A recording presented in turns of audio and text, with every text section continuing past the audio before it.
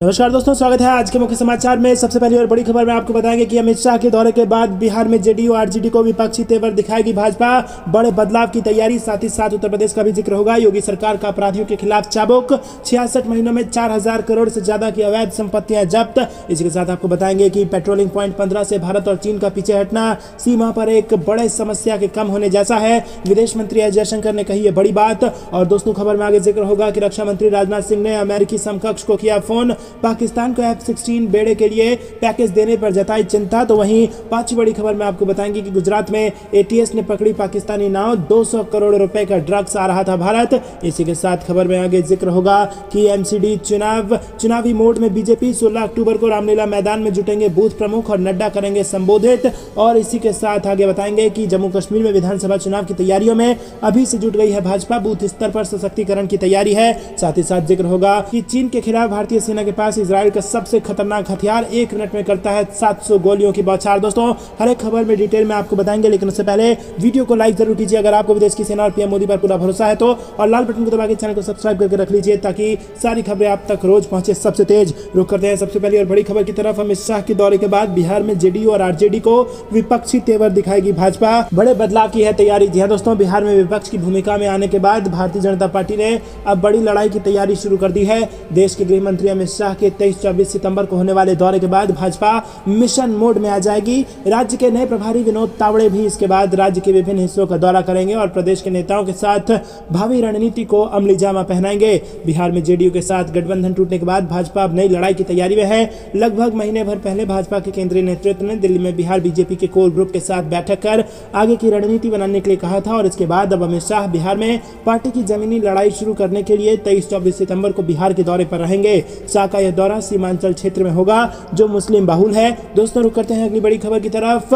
योगी सरकार का अपराधियों के खिलाफ चाबुक, 66 महीने में 4000 करोड़ से ज्यादा अवैध संपत्तियां कर ली जब्त। जी हां दोस्तों, आपको बता दें कि उत्तर प्रदेश के मुख्यमंत्री योगी आदित्यनाथ की अपराध के प्रति जीरो टॉलरेंस की नीति ने प्रदेश के अपराधियों की कमर तोड़ दी है। सत्ता संभालने के बाद से ही योगी सरकार का अपराधियों पर ऐसा चाबुक चला कि प्रदेश में 66 महीनों में अपराधियों की 4000 करोड़ की अवैध संपत्तियों को जब्त कर लिया गया। अतीक अहमद की 959 करोड़ तो मुख्तार अंसारी की 448 करोड़ की अवैध संपत्तियां जब्त हो गई। उत्तर प्रदेश के 12 जोन या कमिश्नरेट में योगी सरकार का चाबुक जमकर चला। 66 महीने में 4000 करोड़ से ज्यादा की अवैध संपत्तियां जब्त की गई। गोरखपुर जोन में सबसे ज्यादा 593 करोड़ से ज्यादा की अवैध संपत्तियां जब्त हुई। यूपी में अपराधियों के खिलाफ अभियान में अवैध संपत्तियों के जब्तीकरण में गोरखपुर टॉप जोन बना तो कमिश्नरेट में कानपुर टॉप रहा। तो दोस्तों, यहाँ पर जबरदस्त तरीके से चाबुक चलाया है योगी आदित्यनाथ ने माफियाओं पर, और कम से कम 4000 करोड़ की जो अवैध संपत्तियां थी उसको महज 66 महीनों में जब्त कर लिया है। आपकी क्या प्रतिक्रिया है कमेंट में बताइए। और अगर आप भी योगी सरकार की इस काम की सराहना करते हैं तो वीडियो लाइक जरूर कीजिए। रुक करते हैं अगली बड़ी खबर की तरफ। पेट्रोलिंग पॉइंट 15 से भारत और चीन का पीछे हटना सीमा पर एक समस्या कम होने जैसा, विदेश मंत्री जयशंकर ने दिया यह बयान। जी दोस्तों, आपको बता दें कि मोदी राज में चीन ने घुटने टेक दिए हैं। विदेश मंत्री एस जयशंकर ने बुधवार को कहा कि भारत और चीन की सेनाओं का पूर्वी लद्दाख में पेट्रोलिंग पॉइंट 15 से पीछे हटना सीमा पर एक समस्या कम होने जैसा है। फ्रांस की विदेश मंत्री कैथरीन कोलोना साथ वार्ता के बाद जयशंकर ने संवाददाताओं को संबोधित करते हुए ये बात कही। जयशंकर ने पाकिस्तान स्थित आतंकियों को संयुक्त राष्ट्र सुरक्षा परिषद में आतंकवादी घोषित करने से संबंधित प्रस्ताव एक देश द्वारा बाधित करने के बारे में पूछे गए सवाल का जवाब देते हुए चीन पर परोक्ष तंज किया। दोस्तों, इस सवाल के जवाब में विदेश मंत्री ने कहा कि मैं नहीं समझता कि आज मैं कुछ नया कहूंगा, इसके बजाय मैं मानता हूं कि हम दोनों देश पेट्रोलिंग पॉइंट 15 से पीछे हटने का काम मैं समझता हूं कि पूरा हो गया है और सीमा पर एक समस्या कम हो गई है।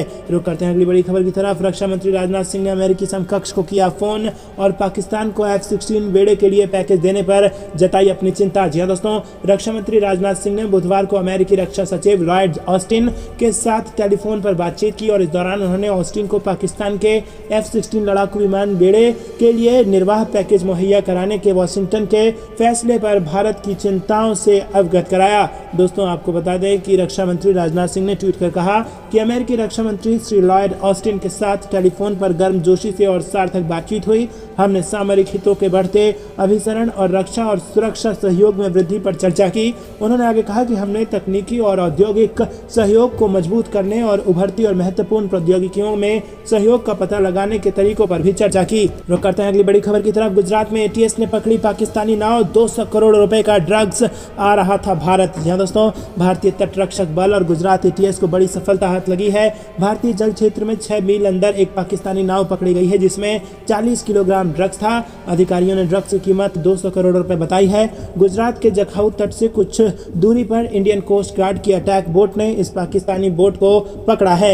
समुद्र के रास्ते भारत लाए जा रहे ड्रग्स के मंसूबे को भारतीय तटरक्षक बल और एटीएस ने संयुक्त अभियान चलाकर रोक दिया। एटीएस के एक वरिष्ठ अधिकारी ने बताया कि नाव में सवार 6 पाकिस्तानी नागरिकों को भी गिरफ्तार किया गया है। अधिकारी ने कहा कि ड्रग्स ले जा रही मछली पकड़ने वाली नाव को कच्छ जिले के जखाऊ बंदरगाह के पास तटरक्षक बल और एटीएस की एक संयुक्त टीम ने बीच समुद्र में रोका। रुक करते हैं अगली बड़ी खबर की तरफ। चुनावी मोड में बीजेपी 16 अक्टूबर को रामलीला मैदान में जुटेंगे बूथ प्रमुख, नड्डा करेंगे संबोधित। जी हां दोस्तों, राष्ट्रीय राजधानी दिल्ली में इस साल अक्टूबर के बाद कभी भी एमसीडी चुनाव का ऐलान हो सकता है और इसे देखते हुए दिल्ली की सत्ता पर काबिज आम आदमी पार्टी एक्टिव मोड में आ गई है। आम आदमी पार्टी जहां कूड़े को लेकर एमसीडी की सत्ताधारी बीजेपी पर हमलावर है, तो वहीं बीजेपी भी अब चुनाव से पहले बूथ लेवल की तैयारियों को दुरुस्त करने में जुटती नजर आ रही है। 16 अक्टूबर को राष्ट्रीय अध्यक्ष जेपी नड्डा बूथ प्रमुखों को संबोधित करेंगे।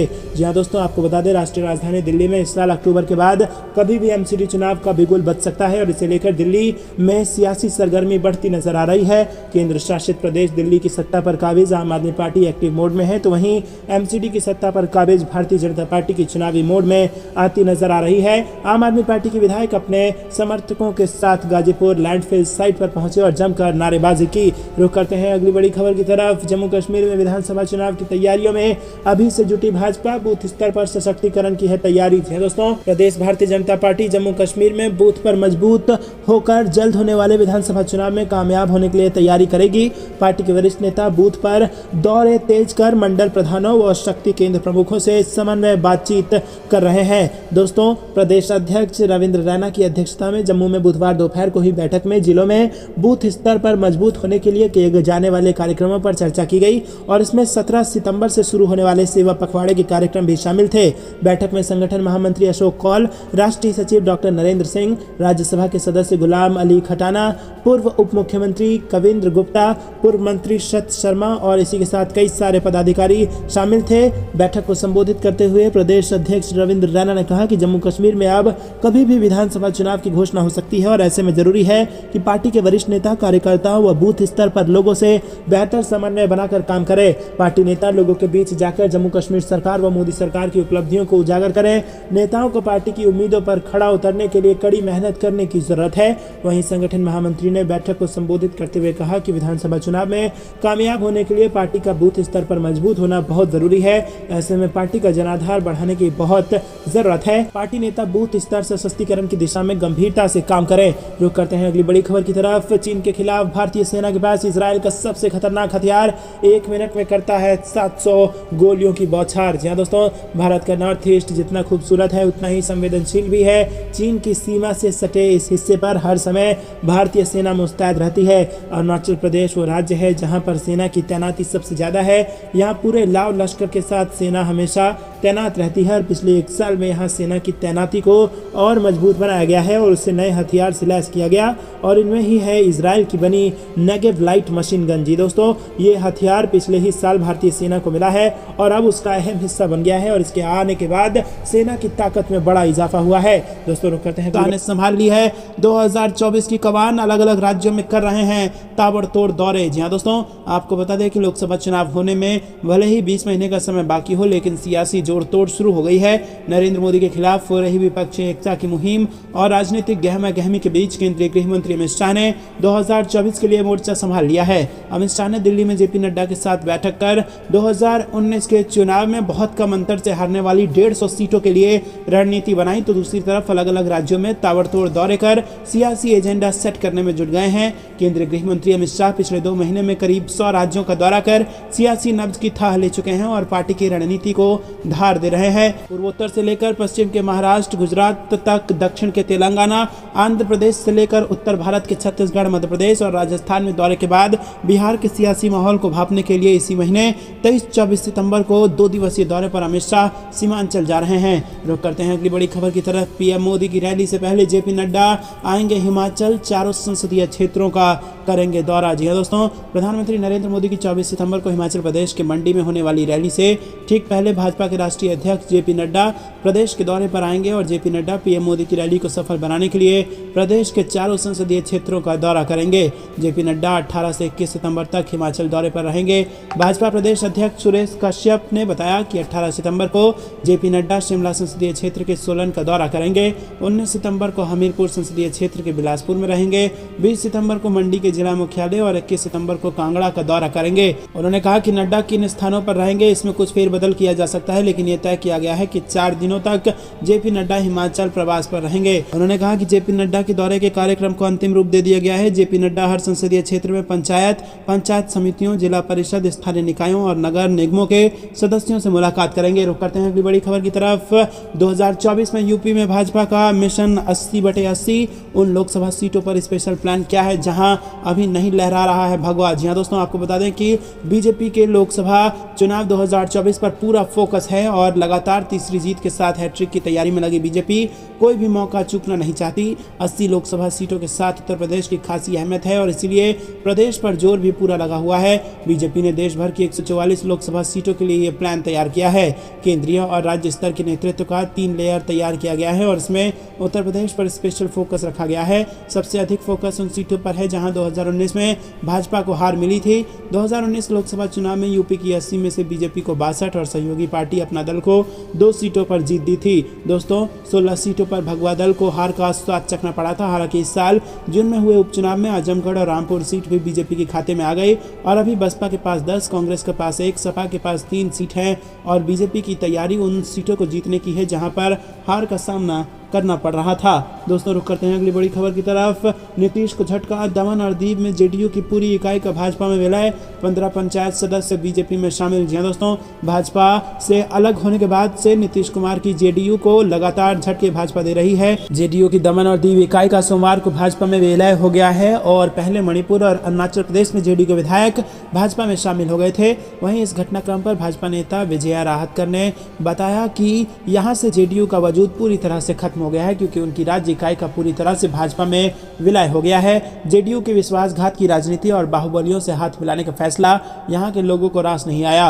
रुक करते हैं अगली बड़ी खबर की तरफ। भारत जोड़ो यात्रा में बच्चों के दुरुपयोग पर राहुल और कांग्रेस के खिलाफ कार्रवाई करे आयोग, एनसीपीसीआर का बयान। जी हां दोस्तों, बता दें आपको कि राष्ट्रीय बाल अधिकार संरक्षण आयोग ने निर्वाचन आयोग से कहा कि कांग्रेस की भारत जोड़ो यात्रा में बच्चों का कथित रूप से राजनीतिक साधन के रूप में दुरुपयोग करने के मामले में पार्टी और उसके नेता राहुल गांधी के खिलाफ शिकायत पर अवश्य कार्रवाई करें तथा जांच की जाए। दोस्तों, एनसीपीसीआर ने शिकायत में आरोप लगाया है कि राहुल गांधी और जवाहर बाल मंच राजनीतिक मंशा से बच्चों को निशाना बना रहे हैं और उन्हें राजनीतिक गतिविधियों में शामिल कर रहे हैं। आयोग ने कहा कि शिकायत के अनुसार आरोप है कि सोशल मीडिया पर अनेक तकलीफदेह तस्वीरों और वीडियो हैं जिनमें देखा जा सकता है कि भारत जोड़ो बच्चे जोड़ो नारे के तहत बच्चों को निशाना बनाया जा रहा है और राजनीतिक एजेंडे के साथ बच्चों को उनके अभियान में शामिल कराया जा रहा है। आयोग ने आरोप लगाया कि यह निर्वाचन आयोग के नियमों का उल्लंघन है जिनमें कहा गया है कि केवल वयस्क ही किसी राजनीतिक दल का हिस्सा हो सकते हैं। आयोग ने निर्वाचन आयोग को लिखे पत्र में कहा कि यह बाल अधिकारों का प्रथम दृष्टया उल्लंघन है। राजनीतिक एजेंडे को पूरा करने के साधन के रूप में बच्चों का इस्तेमाल बाल शोषण है जिसका उनके मानसिक स्वास्थ्य पर गंभीर दीर्घकालिक प्रभाव पड़ सकता है और ये भारतीय संविधान के अनुच्छेद 21 के खिलाफ है। उनसे कहा कि इसीलिए आयोग आपसे अनुरोध करता है कि इस मामले को देखें तथा घटनाक्रम की पूरी पड़ताल करें और शिकायत में जिस राजनीतिक दल और उसके सदस्यों का उल्लेख किया गया है उनके खिलाफ जरूरी कार्रवाई की जाए। रुक करते हैं अगली बड़ी खबर की तरफ। अमित शाह ने बताया गुजरात में बीजेपी को मिलेंगी कितनी सीटें, अरविंद केजरीवाल पर भी साधा निशाना। जी हां दोस्तों, गुजरात में इस साल दिसंबर में विधानसभा चुनाव होने हैं। ऐसे में सभी राजनीतिक दल यहां की जनता से तमाम वादे करते नजर आ रहे हैं और एक दूसरे पर वार कर रहे हैं। इस बीच बीजेपी के वरिष्ठ नेता अमित शाह ने दिल्ली के मुख्यमंत्री और आम आदमी पार्टी के राष्ट्रीय संयोजक अरविंद केजरीवाल पर जमकर निशाना साधा। साथ ही ये बताया कि इस बार राज्य में बीजेपी को कितनी सीटें मिलने जा रही है। केंद्रीय गृह मंत्री अमित शाह ने मंगलवार को कहा कि जो लोग सपने बेचते हैं वो गुजरात में कभी नहीं जीतेंगे। बता दें कि सीएम केजरीवाल गुजरात में फ्री बिजली, फ्री शिक्षा और किसानों की कर्ज माफी जैसे वादे कर रहे हैं। अमित शाह ने कहा कि सत्ता पर काबिज बीजेपी इस बार 2/3 बहुमत के साथ गुजरात में एक बार फिर सरकार बनाएगी। अमित शाह ने कहा कि सपने बेचने वाले यानी आम आदमी पार्टी को गुजरात में कभी चुनाव सफलता नहीं मिलेगी। उन्होंने कहा कि वो गुजरात के लोगों को जानते हैं। यहाँ के लोग केवल उन्हीं का समर्थन करते हैं जो काम करने में विश्वास रखते हों। बीजेपी इस बार भी प्रचंड जीत की ओर बढ़ रही है। रुक करते हैं अगली बड़ी खबर की तरफ। सुशील कुमार मोदी की भविष्यवाणी, बिहार जेडीयू में मचने वाली है भगदड़, तेजस्वी यादव संभालेंगे गद्दी। जी हाँ दोस्तों, आपको बता दें कि बिहार के पूर्व उप मुख्यमंत्री और राज्यसभा सदस्य सुशील कुमार मोदी ने बड़ा बयान दिया है। सुशील मोदी ने मंगलवार को कहा कि जल्द ही बिहार जेडीयू में भी विद्रोह होने वाला है, भगदड़ मचने वाली है। जेडीयू नेताओं को अपना भविष्य अब खतरे में लग रहा है। उन्होंने कहा कि उन्हें लग रहा है कि नीतीश कुमार दिल्ली चले जाएंगे और तेजस्वी यादव बिहार में गद्दी संभालेंगे। सुशील मोदी ने कहा कि बिहार के अंदर पहली बार हो रहा है कि कोई मंत्री अपने ही मुख्यमंत्री को चुनौती दे रहा है और कह रहा है कि मैं चोरों का सरदार हूं। ये भी कह रहा है कि खाद में बीज में भारी भ्रष्टाचार है, हम रोक नहीं पा रहे हैं। मंत्रिमंडल की बैठक में मुद्दा उठाते हैं तो सामने वाले को बुखार लग जाता है। रुक करते हैं अगली बड़ी खबर की तरफ। बीजेपी कार्यकर्ताओं और पुलिस के बीच कई जगह झड़प, गाड़ी में लगाई आग। जी हां दोस्तों, बंगाल से बड़ी खबर। पश्चिम बंगाल में तृणमूल कांग्रेस सरकार के कथित भ्रष्टाचार के खिलाफ मंगलवार को बीजेपी ने नबन्ना अभियान चलाया और इस दौरान बंगाल में भारी बवाल हुआ। राज्य में कई जगह बीजेपी कार्यकर्ताओं और पुलिस के बीच झड़प भी देखने को मिली है। पुलिस ने प्रदर्शनकारियों को रोकने के लिए आंसू गैस के गोले भी छोड़े, तो वहीं प्रदर्शनकारियों ने पुलिस के वाहनों में आगजनी की। और दोस्तों, यहाँ पर आपको बता दें कि ममता बनर्जी के कथित भ्रष्टाचार के खिलाफ भाजपा ने हल्ला बोल दिया है और सड़कों पर लाखों भाजपा कार्यकर्ता दिख रहे हैं। रुक करते हैं अगली बड़ी खबर की तरफ। समरकंद में मोदी करेंगे बोलती बंद, इस बार जिनपिंग का हाथ जरा जोर से दबेगा। जी हां दोस्तों, आपको बता दें कि शंघाई सहयोग संगठन की बैठक इस बार कई मायनों में खास रहने वाली है। ये बैठक ऐसे वक्त पर होने जा रही है जब रूस यूक्रेन युद्ध के बाद हालात काफी बदले हुए हैं। 15-16 सितंबर को एससीओ के शिखर सम्मेलन में पहली बार रूस यूक्रेन युद्ध के बाद प्रधानमंत्री मोदी और रूसी राष्ट्रपति व्लादिमीर पुतिन की मुलाकात होगी। वहीं 2 साल बाद पहली बार चीन के राष्ट्रपति शी जिनपिंग देश से बाहर निकलेंगे। पाकिस्तान के नए प्रधानमंत्री शहबाज शरीफ भी पहली बार पीएम मोदी के साथ मंच पर होंगे। और चीन और पाकिस्तान, इन दोनों देशों के साथ भारत के रिश्ते ठीक नहीं हैं और माना जा रहा है कि पीएम मोदी की इन देशों के नेताओं से 1-to-1 मुलाकात हो सकती है। रूसी राष्ट्रपति के साथ मीटिंग तय है, वहीं चीनी राष्ट्रपति शी जिनपिंग के साथ मुलाकात की अधिक संभावना है। और पहले कोरोना और उसके बाद रूस यूक्रेन युद्ध में भी पीएम मोदी ने दिखा दिया कि वो किसी के दबाव में आने वाले नहीं हैं। दोस्तों, रुक करते हैं। पक्ष में आ गया ज्ञानव्यापी केस का फैसला और मुस्लिम पक्ष अब जाएगा हाईकोर्ट। केशव प्रसाद मौर्य बोले करवट लेती मथुरा काशी। जी हाँ दोस्तों, आपको बता दें कि उत्तर प्रदेश के वाराणसी में स्थित ज्ञानव्यापी मस्जिद और श्रृंगार गौरी मामले पर जिला अदालत ने सोमवार को बड़ा फैसला सुनाया है। अदालत ने अपने फैसले में कहा कि ज्ञानव्यापी श्रृंगार गौरी केस सुनने लायक है और अब इस मामले में अगली सुनवाई 22 सितंबर को होगी। ज्ञानव्यापी श्रृंगार गौरी विवाद मामले में सोमवार को फैसला सुनाते हुए जिला जज A.K. विश्वेश की एकल पीठ ने कहा कि मामला सुनवाई के योग्य है और टेम्पल एक्ट्स में इसको नहीं छोड़ सकते। रुक करते हैं अगली बड़ी खबर की तरफ। 2024 में हिंदुत्व ही होगा भाजपा का चुनावी एजेंडा, माहौल और हालात दे रहे हैं यही संकेत। जी हाँ दोस्तों, 2024 में होने वाले लोकसभा चुनावों को लेकर भारतीय जनता पार्टी की चुनावी पिच तैयार होने लगी है। माहौल और हालात को देखते हुए तस्वीर साफ होने लगी है कि भारतीय जनता पार्टी के चुनावों का एजेंडा हिंदुत्व का ही रहने वाला है। और ये बात अलग है कि हिंदुत्व के एजेंडे के साथ विकास का तड़का लगाकर चुनावी दिशा में कदम बढ़ाए जाएंगे। फिलहाल भारतीय जनता पार्टी का पूरा फोकस दक्षिण के राज्यों में है, लेकिन दक्षिण के राज्यों को खाद्य पानी उत्तरी भारत के शहरों से ही मिलने का पूरा अनुमान लगाया जा रहा है। 2024 में होने वाले लोकसभा के चुनाव से ठीक पहले अयोध्या में बन रहे राम मंदिर को दर्शन के लिए खोल दिया जाएगा। राजनीतिक जानकारों का मानना है कि वैसे तो भव्य राम मंदिर को सूर्य के उत्तरायण में होने के साथ मकर संक्रांति जैसे शुभ मुहूर्त में ही दर्शन के लिए खोला जाएगा, लेकिन इसका राजनीतिक महत्व बहुत बड़ा है। रुक करते हैं अगली बड़ी खबर की तरफ। कांग्रेस ने ट्विटर पर शेयर की आरएसएस की जलती ड्रेस। भाजपा बोली गांधी परिवार को आग से इतना प्यार क्यों। जी हाँ दोस्तों, आपको बता दें कि कांग्रेस के पूर्व अध्यक्ष राहुल गांधी भारत जोड़ो यात्रा निकाल रहे हैं और इस यात्रा के दौरान कांग्रेस ने आरएसएस को लेकर एक ऐसा ट्वीट किया जिस पर विवाद हो गया है। दरअसल कांग्रेस ने अपने आधिकारिक ट्विटर अकाउंट से आरएसएस की ड्रेस की एक फोटो शेयर की है और इस ड्रेस में आग लगी हुई दिखाई गई है। दोस्तों, आपको बता दें कि कांग्रेस ने ट्वीट कर कहा कि देश को नफरत के माहौल से मुक्त करने और आरएसएस भाजपा द्वारा किए गए नुकसान की भरपाई को पूरा करने के लिए ये कदम आगे बढ़ रहा है। दोस्तों आपको बता दें कि आरएसएस की पैंट की जलती हुई तस्वीर शेयर करके घिर गई है कांग्रेस पार्टी। रुक करते हैं अगली बड़ी खबर की तरफ। आम आदमी पार्टी की बड़ी मुसीबत, दंगा और पुलिसकर्मियों पर हमले में 2 विधायक पाए गए दोषी। जी हाँ दोस्तों, आपको बता दें कि आम आदमी पार्टी के लिए बुरी खबर सामने आई है। दरअसल राउज एवेन्यू कोर्ट ने आम आदमी पार्टी के 2 विधायकों को 7 साल पुराने मामले में दोषी करार दे दिया है। बता दें कि कोर्ट ने आम आदमी पार्टी विधायक अखिलेश त्रिपाठी और संजीव कुमार झा समेत 15 अन्य लोगों को दोषी करार दिया। पिछले 7 साल से ये मामला कोर्ट में विचाराधीन था, जिसके बाद अब इस पर कोर्ट ने अंतिम फैसला दे दिया है और अब माना जा रहा है कि आगामी दिनों में बीजेपी भी इस मामले को लेकर आम आदमी पार्टी सरकार को सवाल के कटघरे में खड़ा कर सकती है। तो दोस्तों आपको बता दें कि यहाँ पर आम आदमी पार्टी की मुसीबत गुजरात चुनाव को लेकर के बढ़ गई है। रुक करते हैं अगली बड़ी खबर की तरफ। यूपी में बुलडोजर आया काम और योगी सरकार में जबरदस्त दहशत में है माफिया और गायब हो गए हैं ये बाहुबली माफिया। अब सिर्फ पर्दों पर जिंदा है इनका किरदार। जी हाँ दोस्तों, आपको बता दें कि किसी दौर में यूपी बिहार की राजनीति बगैर बाहुबलियों के जिक्र के अधूरी थी। दोनों प्रांतों में बाहुबलियों का अपना इलाका हुआ करता था, वही वहाँ के एक तरह से सरकार होते थे और उत्तर प्रदेश के पूर्वांचल इलाके से एक से बढ़कर एक बाहुबली हुए, जिनकी धमकी मुंबई के अंडरवर्ल्ड तक थी। लेकिन एक पुरानी कहावत है, सब दिन होत न एक समान। वर्तमान में पूर्वांचल के कई बड़े बाहुबली या तो इतिहास के पन्नों में दफन हो गए या हाशिए पर जा चुके हैं। आज केवल उनके किरदार रूप ही पर्दे पर जिंदा हैं। उत्तर प्रदेश में कभी सत्ता बाहुबलियों के आगे झुका करती थी। बड़े से बड़ा नेता भी उन्हें नाराज करने का जोखिम नहीं उठाना चाहते थे। उनके लिए जेल दूसरा घर हुआ करता था।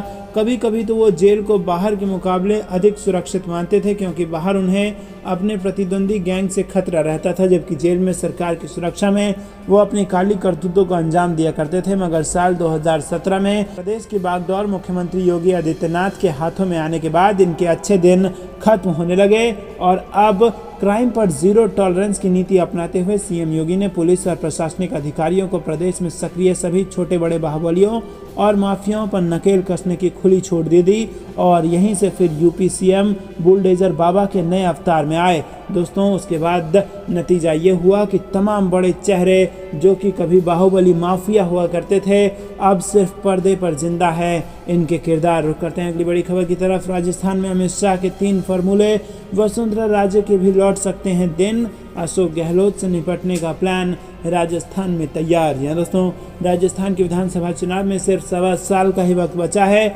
एक तरफ कांग्रेस सचिन पायलट और सीएम अशोक गहलोत की गुटबाजी में अब भी फंसी दिख रही है, तो वहीं भाजपा भी वसुंधरा राजे बनाम अन्य नेताओं के संकट में है। इस बीच होम मिनिस्टर अमित शाह ने शनिवार को जोधपुर का दौरा किया और भाजपा के ओबीसी मोर्चे के कार्यक्रम को संबोधित किया और इसके अलावा बूथ लेवल के कार्यकर्ताओं से भी बात की। और इन संबोधनों में अमित शाह ने भाजपा के कार्यकर्ताओं में जान फूकी, तो वहीं राजस्थान चुनाव के लिए भाजपा की प्लानिंग का एक तरह से खाका भी खींच